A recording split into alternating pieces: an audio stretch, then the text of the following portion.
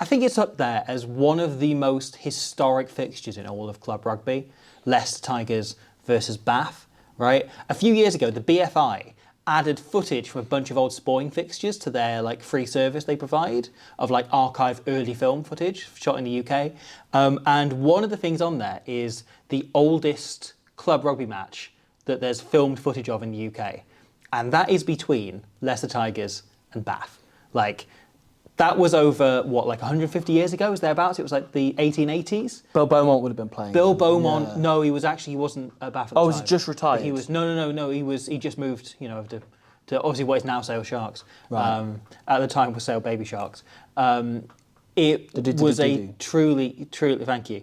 But it is truly one of the great fixtures, right? Yeah. It's Leinster and Munster's up there.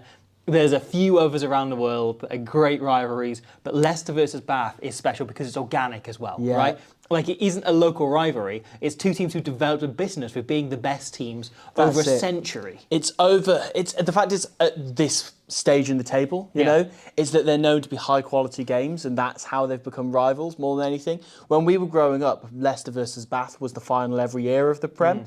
And it was about then Saracens stepped in and kind of ruined that. Yeah. Wasps as well around that period. And you say ruin that, it's obviously better for the league that other teams are good and worthy of being in the final. Absolutely. But it's the classic Premiership final, and it's the first time the fixture's been this in quite a long time. Yeah. Both teams have got there a lot of times, but against each other just adds a little bit of spice to it, I think. Yeah. Well, you had on, BT made the joke on full time in the Leicester game, the final between Leicester versus Bath.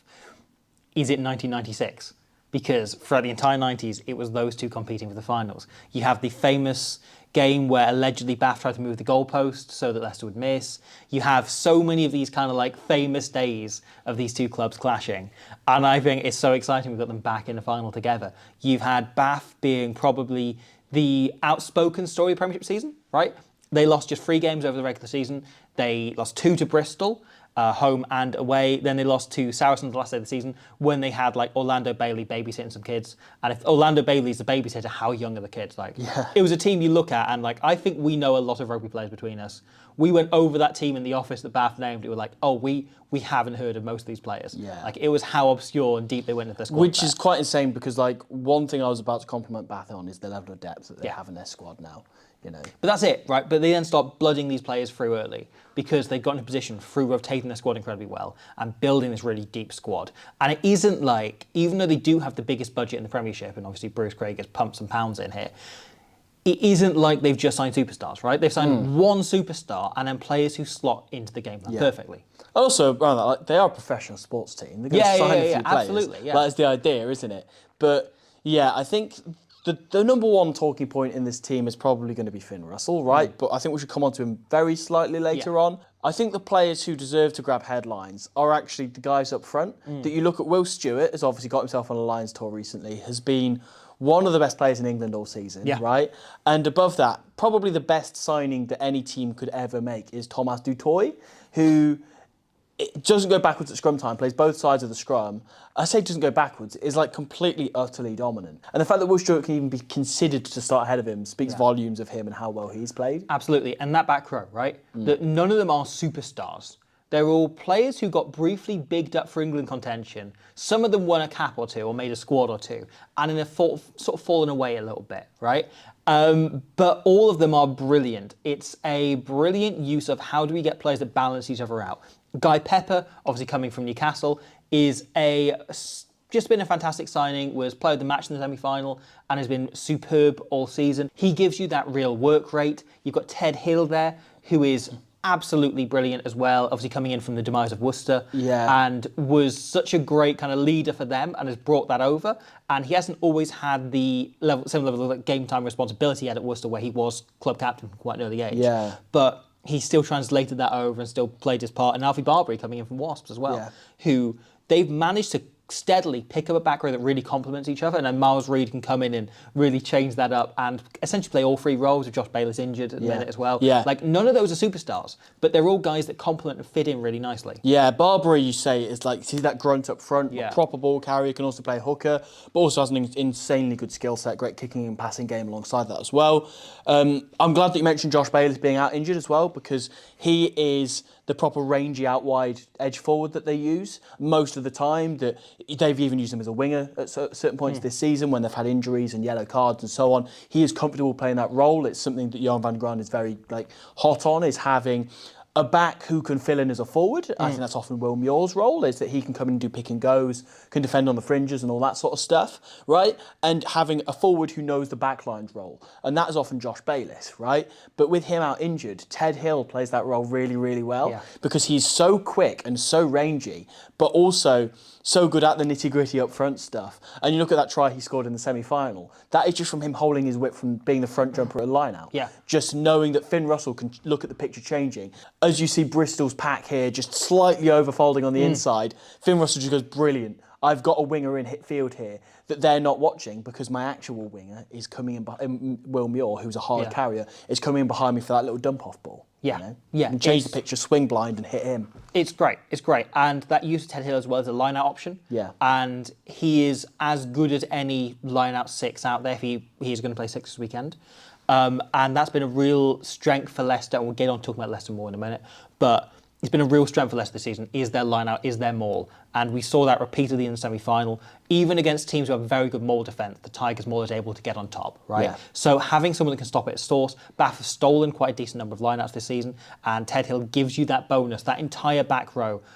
Maybe not Barbary, but like if Miles Reid comes in at 8, you've got an entire back row of line-out jumpers. Yeah. You've got 5 line-out jumpers in that team, which is incredibly invaluable in a game like I'm expecting this to be, which is probably very open, good chance of the ball seeing a lot of air, but also we're probably going to see a lot of set pieces because both of these seem to like to look for touch an awful lot in the way they kick. Yeah. 4 line-out jumpers and 1 spare line-out thrower ain't bad, is it? Yeah. So you talk about, Bath's kicking game there. I think obviously Finn Russell and Ben Spencer both really, really good on that. Spencer, particularly for the long kind of wipers kicks, he's so unbelievably good at those and finding grass in the backfield. Finn Russell, again, he has a slightly shorter kicking game, particularly with Bath. With Scotland, he kicks a little bit longer, but with Bath, he often goes for kind of looking just for space. Yeah. And that is the kind of kick that he's best at, is again, finding bounces, finding tough positions for the opposition back three and to keep them guessing. Because he has outside him Cam Redpath and Max Ajomo and Ollie Lawrence, who when he's not injured, of course, who was so good on just catching people on the back foot and also both breakdown threats as well, coming up with turnovers as we saw in that semi-final.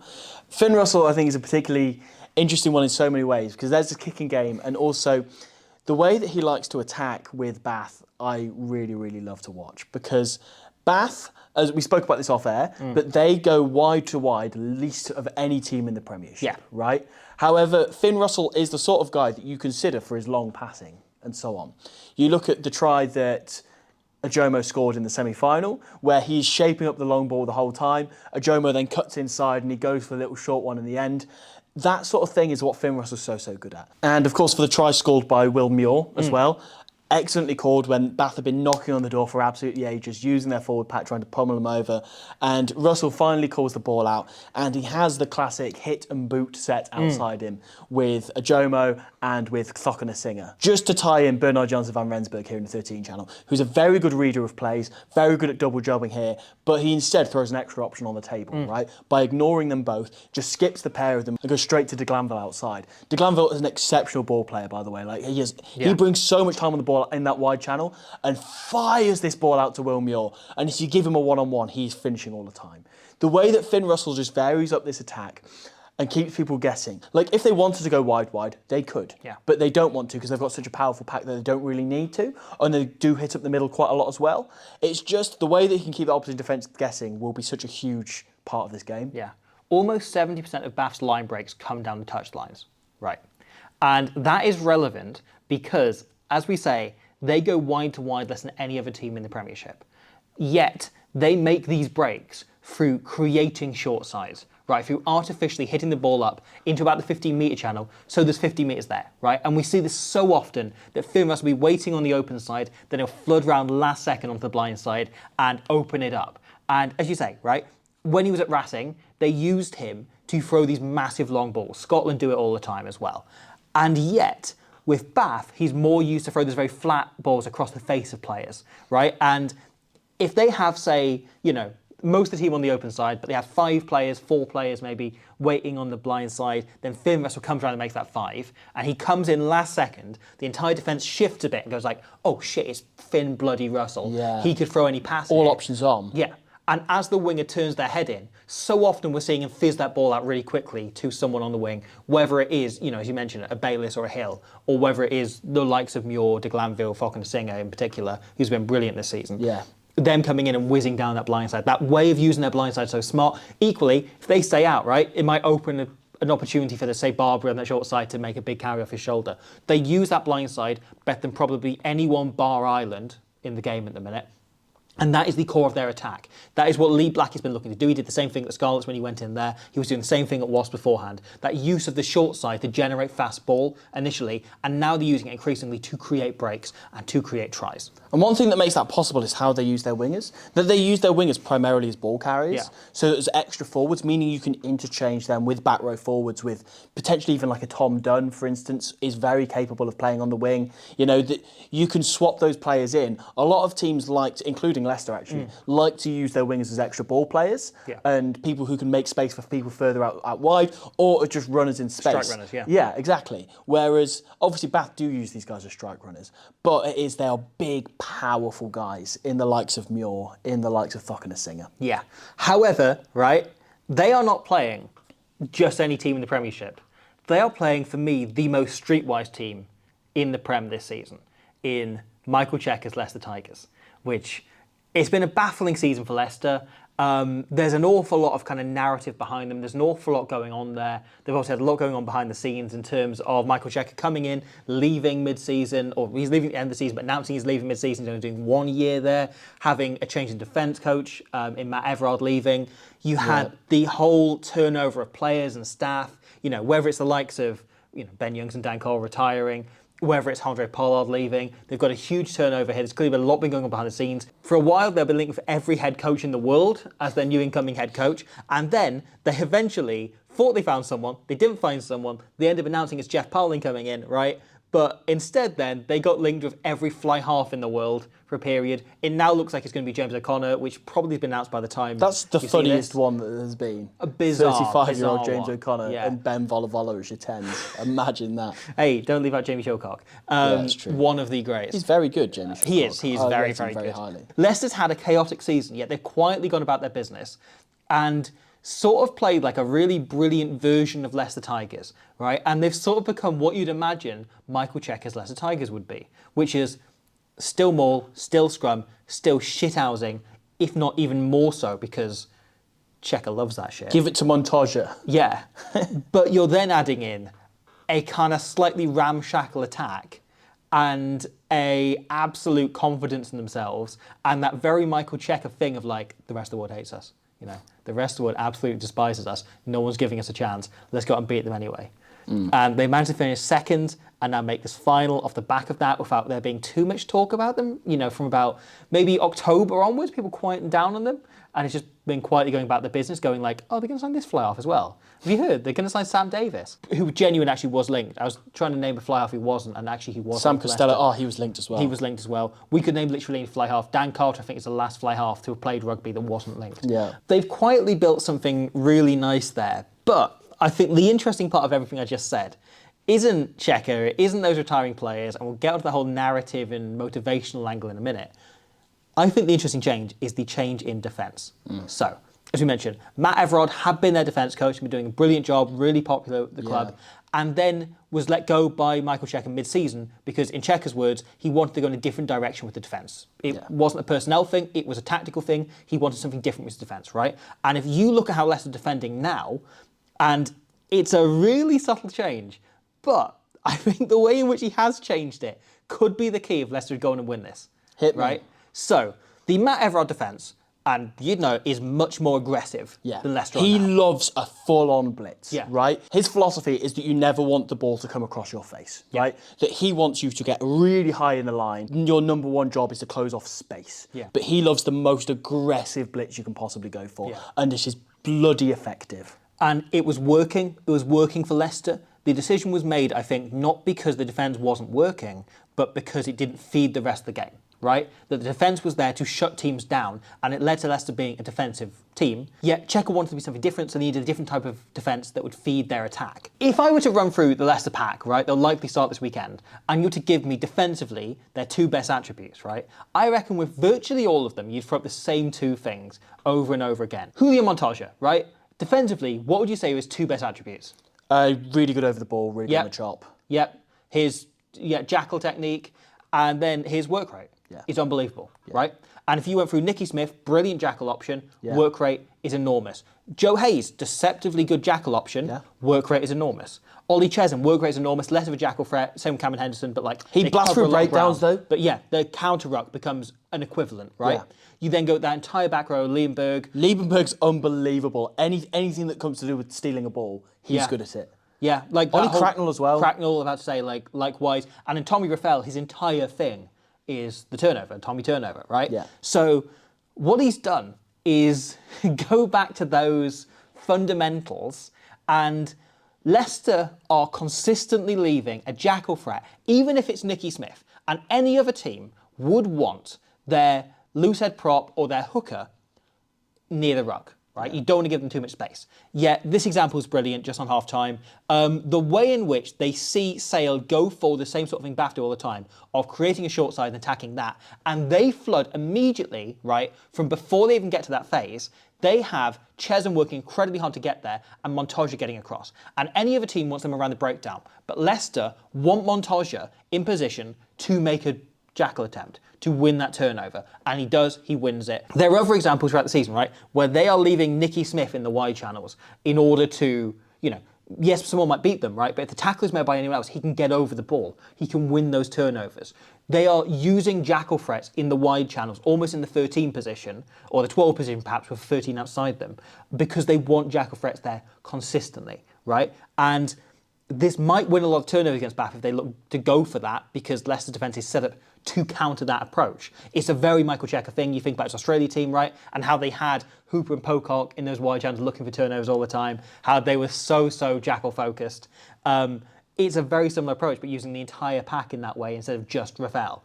And I think it's a really, really interesting thing. We did see Sale here do a really smart job of going wide to get round this, right? So they go to width once, and they manage to draw a bunch of the jackal threats in. They then go wide the opposite way immediately, and Dan Cole is the player left in this position. Yeah. And brilliant player, not as quick as he once was, I think it's fair to say. Speed was never the thing he was proud of. No. And he's in that position to essentially look for the jackal threat, right? As they're happy to leave a Montoya or a Smith, and it allows them to get on the outside, and they almost go a try. Ultimately, you're avoiding Rafael at that point, or Montoya, yeah. But also, that's quite interesting with what we were saying about Bath not going wide. Exactly. That's not so much of an option for them with the way they typically play. So do Bath need to change their approach? And Finn Russell can do that incredibly easily, right? It's just that Bath typically haven't done it this season, and it hasn't been part of the game plan, is going width to width. It's a risk. It's probably worth doing, and it's not the most difficult change in the world to make. But it would be a tactical change. When you've got that back line, it's not that difficult. And also, if you're Finn Russell, you're looking up and you're seeing, Dan Cole on the wing, you probably do go, let's give Joe a run here. Yeah. But I just think Leicester's defence feels very set up to stop Bath. Yeah. If any team in the Premiership can, it feels like them. And I think about the way in which La Rochelle shut them down completely. And yes, it was raining heavily in that game, but La Rochelle didn't give them inch of space because they defended similarly. They defended incredibly wide, and they were very aggressive on the short side, and they shut them down. Benetton likewise. Benetton did a really good job of containing them, and then obviously scored late on to win it. But if any team is going to beat Bath in this final, I think it is Leicester Tigers. I agree with that. I think you mentioned the defence there. For me, I think the big point to talk about is their bench. Yeah. That you look at Dan Cole, we've talked about. Harry Wells, really experienced. Amika Ilioni is really hyped up amongst Tigers fans. Ben Youngs, obviously there's a fairy tale for him as well. Isaiah Parisi as well. The impact he brought on last week was incredible. You are leaving out one name here. I'm leaving out two or three names. You're leaving out Ben Vola very deliberately.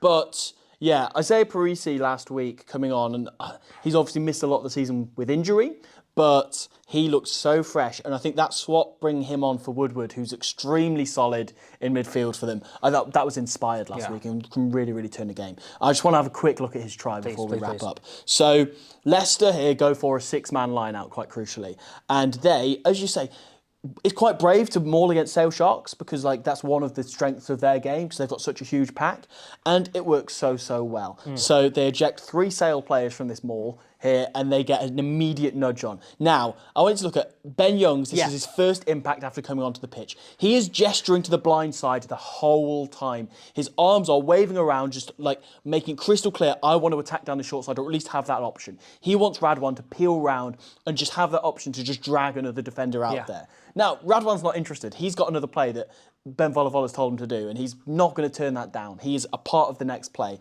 However, just by doing this and gesticulating, Ben Youngs is attracting attention. He's like a visual blocker here. When the ball eventually stops, it eventually comes to the floor, everybody within a 10-metre radius of the breakdown is looking at Ben Youngs. Yeah, so he also starts gesticulating for Kata, who's the carrier receiving the ball, to come in tight. To come in close, we'll play a phase, we'll set up, we'll get the forwards to peel around the corner, and they'll get going. But instead, right, so they all see when Ben throws the pass and it goes across the face, instead they all go, oh, they're just running a crash ball, but they run it way too deep because they haven't listened to Ben Youngs, right? So the pass then goes to Kata and everyone comes in on him because they've been so sold by Ben's body language. Yeah. It's brilliant. Everybody inside George Ford is looking at Ben Youngs, right? And when Youngs throws that miss across from Vola to Kata here, it's really different. They think it's just a crash up. There's no way it'd be anything else. Well, what's more important than that is the man that Kata has on his outside is not, in fact, Isaiah Parisi. It's the one man that they left at the line out. It's Ollie Cracknell, who is an exceptional ball carrier himself, so good at that upright carry and just dragging a few men in. They have to watch him on the short line. And so when Kata just immediately lifts it on the outside to Vola, who's peeling round. And at this point, Rob de Pria has defended this play so many times. However, it's different because usually this is meant to be a wide play. That's what it's designed to do. It's designed to tighten up a defence and then drag them on the outside as you get your fullback running onto the ball with loads of space outside. And that's the whole point in this play. However, instead, because Cracknell is acting as the outside centre here, they've got an extra man in here. Isaiah Parisi can turn this into a hit and a boot outside of Vola. So Stewart is just a decoy at this point, and Parisi's line is delicious. It's brilliant. It's absolutely just brilliant. Inside Rob de Pria, who's looking out for Stewart, because that's what you usually do on this play. You know, he's dealt with 13, being Cracknell, and it's just on the outside of Matassi White, who's actually done a really good job and is just watching Vola here. He has to hit him, he has to leather him, put pressure on that pass. But Parisi's line is gorgeous here. And then the finish that comes after that is just, you know, a moment of individual brilliance. It's such a beautiful setup from the calling of the line out all the way out to the finish, getting Ollie Cracknell perfectly used. And also the other temptation is to bring Cracknell into that more when it's moving forward. And his temptation to stay out there and to trust the play is absolutely brilliant by Cracknell, by Vola, by Youngs, by the pack, by Parisi, by everybody involved. It's a brilliant decision to call that move from Ben Vola, especially offer more going forward like that, where the temptation is to set into phase play, or to keep them all going and try and drive you forward. As you say, forward. Even that crash-up line, you go more momentum, please. Right, yeah, exactly. That is the temptation, right? A, he sticks to his guns, but B, and the really important thing here, right, is Parisi's line is so adaptive, right, that he banks on Rob de Pria reading the play. Like, if Rob de Pria stays out and doesn't do a great job of reading Cracknell's line, this line doesn't work. Yeah, he could look up and see where he's going. He consciously picks the line expecting Rob de Pria to be a smart defender, so he can then veer back in before going back out. And it's this kind of almost like paperclip line that he runs. It's brilliant. It's such a smart bit of rugby, this double bluffing a really smart defender. 100%. And Leicester have these plays in the bank. You know, as I said, they're a Michael Checker team, right? They have these plays set up to run the entire time. So we've talked a lot about one of the 10s here, Finn Russell. The thing that we've not talked enough about is this is a cup final. Yes. Right? And so we've talked a lot about Leicester here, granted. And that's because I think Bath go in quite not overwhelmingly, but judging by their form in the Premiership this season, Bath they go go in in as as favourites. favourites. Bath They go in as favourites. definitely go in as favourites because they know how to win games. They know how to score lots of tries. They know how to blow oppositions away in first halves of games, right? Despite what happened in the semi-final. Particularly second halves, right? Like, how many times have we seen them go in at half-time level or close, and in the second half they pull away and they win by 30 points? 100%. They just know what they're doing, right? However, Leicester do have the GOAT of knockout rugby playing at 10 for them.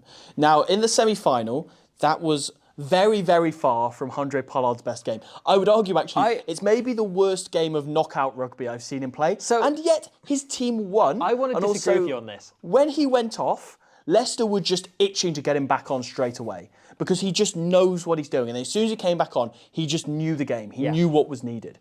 And the guy physically does not feel pressure. And so I think that has absolutely no bearing on this week's game. That he is out of anybody in the world, even if he had a genuinely terrible game, rather than what is not great by Andre Pollard's standards in knockout games. Even if it was Pollard on terrible form, you would take him over basically any other fly-half in the world for this cup final. I will read you a quote from Razzie Erasmus here, right? If you want to say this is boring, great. I'll take that on the chin, but I'll say, yes, you're right, but I don't give a shit. I'll still pick Andre Pollard over Finn Russell because I want to win, right? He was infamously asked, if you could pick any other player from any other team in the world, who would you take? It was when Finn Russell was on just like absolutely phenomenal form. And he said the only other player from any other squad in the world he'd want to join the Springboks was Ellis Genge. And he said, I want no one else. Not even Adi Savir. No, he wanted Ellis Genge and that was it. And he said, like, I don't want Finn Russell. I want Andre Pollard because I want to win games. And I would disagree with you on his performance in the semi-final. I think if you go through that performance, his decision-making consistently was excellent. I agree with that. There's a few kicks he put in for the corners, just pinning Sale back, and knowing the way that Sale played the game through George Ford is a lot of contestable balls. They kick contestably more. I think there's Sale, Ospreys and Toulon are the three teams that kick contestably off 9 the most in Europe. They kick more than anyone else in Premiership off 9. And so if you pin them back, right, they're then kicking much shallower if you're kicking longer. I think tactically he was superb. I think he made some really, really great I agree with that, in play. but there were a few moments of execution that were a little bit off. He missed 2 conversions, right? That critically could have won them the game earlier. But this is Andre Pollard we're on about. Like, the bar is up here and he was there. You know? And I think that combination of his tactical kicking, the fact that Czech was giving him more licence to do that than perhaps at the start of the season, now they're into knockout territory. The Radwan second try was unbelievable. The fact he gets that kick about 3 metres off the money, and that's the most embarrassed and humiliated I've ever seen him. And he was like apologising to him, even though they literally scored the try. Yeah. Like, that is just how insanely high his standard is on knockout rugby. It's crazy. I've gone to do kicks like that and sent them backwards and apologised less than Andre Pollard did there. Literally. Like, the guy is insane. But also those are stand to get you to be a World Cup winner, right? Rather than whatever we are here. But this is the thing, right? I think Leicester are so streetwise and so smart and defend incredibly well and set up to defend how Bath attack. Finals are different beasts, right? And the Premiership, obviously, the last few years has been ridiculous. And there's been so many tries scored.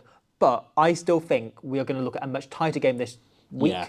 I think I'd be very surprised if our team gets over 30 points, which generally the winning team in the Premiership over this season has got over 30 points. If it's high scoring, I think Bath will win. Yeah. Whereas I think Leicester can turn into an arm wrestle, then I think they could actually sneak it. That's the classic, isn't it? Right? It's the classic thing of this fixture that's gone back over 100 years is if it's open, Bath will win it. If not, Leicester Tigers will grind it out. Which is so ironic considering what we're saying about how the two teams play. Yeah. But Bath score a lot of points is the thing, and they've got Finn Russell, who is really good in an open game. Yeah. But if Tigers are in it at all, they've got Andre Pollard, and if they're within 10 points in the last 20 minutes, that bench we mentioned, right? You've got an extra brilliant set of scrummages to come on, and obviously Thomas Dutoy will contribute there. I think the scrum's probably going to be pretty level. Yeah. Probably something similar to the Sale semi-final, right, where Dan Cole as a backstop to Thomas Dutoy is pretty handy though, isn't he? Yeah. We saw that in the World Cup in 2023, right? Like, I remember tweeting from in the stadium that every minute Dan Cole stays on the pitch, England's chance of winning this game goes up by 1%. Yeah. And having him and Joe Hayes there might help a lot in terms of that Bath scrum, which has been pretty great going forward. I think we may see something similar to the semi-final where whoever had the point seemed to win a lot of those scrums, get the nudge on, even if not winning penalties. The other note here is Carl Dixon's refereeing this, right? Which I think does favour Leicester. You reckon? In terms of him being, him being someone who rewards jackalers a lot. Yeah. Him being someone who lets an awful lot of things go in the tackle, but like if you're not rolling away, he's very hot on it. Yeah. But like he's more forgiving in terms of like technique and stuff than a lot of other referees. I think that probably does favour Leicester. Bath, as I say, have lost 6 games so far this season, and Carl Dixon refereed 2 of them. He's refereed Leicester twice this season, and Leicester won both of them. So there's nothing too much you can read into those. No. It's probably sheer coincidence. But... Yeah, and one of those was the Saracens game for Bath, where they there sent we out go. kids and they're always going to lose it. But it's an interesting factor. And then the Ben Youngs of it all.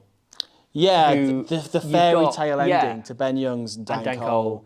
And then, both. Checker and Pollard and so on. Yeah, but that's particularly those two. Particularly those two. England's 2 most capped men's internationals, and 2 of the greatest legends of the professional era. when you think of Leicester Tigers, who do you think of? You think of Youngs and Cole as a forward from the last decade. Undoubtedly, it's those 2. Yeah.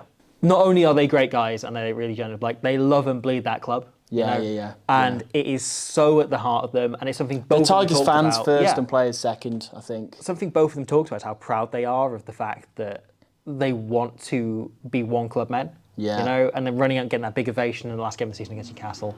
And I think this game could be set up for Ben Youngs to come on and manage the game as it was against Sale, right? When he did a brilliant job of managing that. Bath will make it difficult for him. Bath will make it Ben difficult. Spencer, who's been playing superb rugby. He's so good, man. We could talk for another hour about this. We could. I think Bath go in as favourites, but I fancy Leicester. I agree with you 100%. Yeah, but you'd be stupid to ignore Bath as favourites because they've had such an incredible season and they know how to do pressure occasions, Yeah. But there is no one more set up for pressure occasions than Andre Pollard, and I just and can't this Leicester team in general, right? Yeah. Like it's not like they're all one team there. They Yeah. have a team who are set up to play smart rugby. I still think whilst still Pollard is the attacking. centrepiece of that, though. I genuinely just can't see past that as knockout rugby goes. Well, it's an exciting one. I can't Saturday wait. afternoon. It's exciting. Yeah.